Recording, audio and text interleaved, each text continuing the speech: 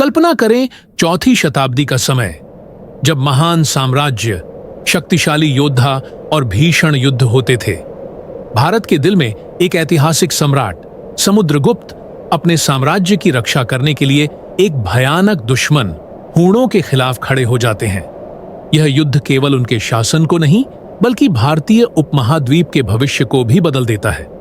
आपका स्वागत है चैनल सेंचुरी क्रॉनिकल पर। आज हम बात करेंगे एक ऐतिहासिक संघर्ष की, समुद्रगुप्त और हूणों के बीच की लड़ाई, जो भारतीय इतिहास के सबसे रोमांचक युद्धों में से एक है।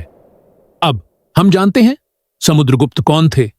समुद्रगुप्त गुप्त साम्राज्य के सम्राट, एक महान नेता, रणनीतिकार और भारतीय इतिहास के सबसे महान सम्राटों में से एक थे। उनका शासन 335 से 375 ईस्वी तक था और उनके नेतृत्व में गुप्त साम्राज्य ने अपने सबसे सुनहरे दौर को देखा। समुद्रगुप्त सिर्फ एक शासक नहीं, बल्कि एक युद्ध नायक थे। उन्होंने उत्तर से लेकर दक्षिण तक भारत के बड़े हिस्से को जीतने के बाद गुप्त साम्राज्य की सीमाओं को बहुत ही प्रभावी तरीके से विस्तार दिया। अब बात करते हैं हूणों की। हूण एक आदिवासी जाति थी जो मध्य एशिया से भारत में आकर हमला कर रही थी। इनका नेतृत्व मिहिरकुल कर रहा था, जो भारत के लिए एक बड़ा खतरा था। हूण अपने आक्रमणों के लिए प्रसिद्ध थे।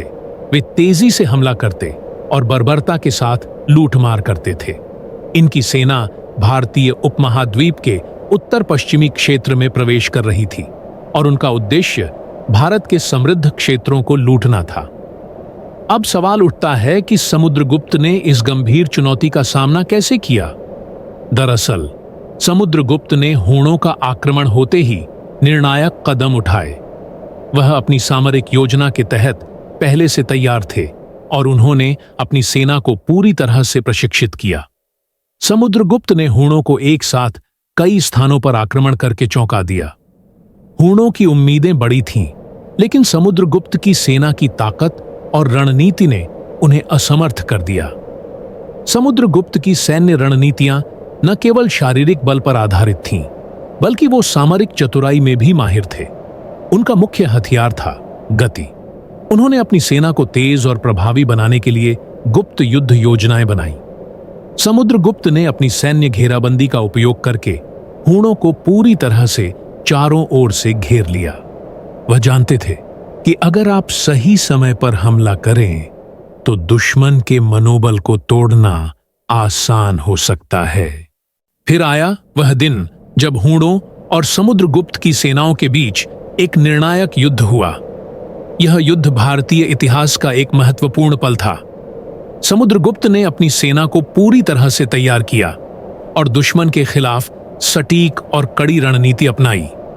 हूणों ने सोचा था कि वे आसानी से विजय प्राप्त कर लेंगे, लेकिन समुद्रगुप्त की सेना ने उन्हें हरा दिया।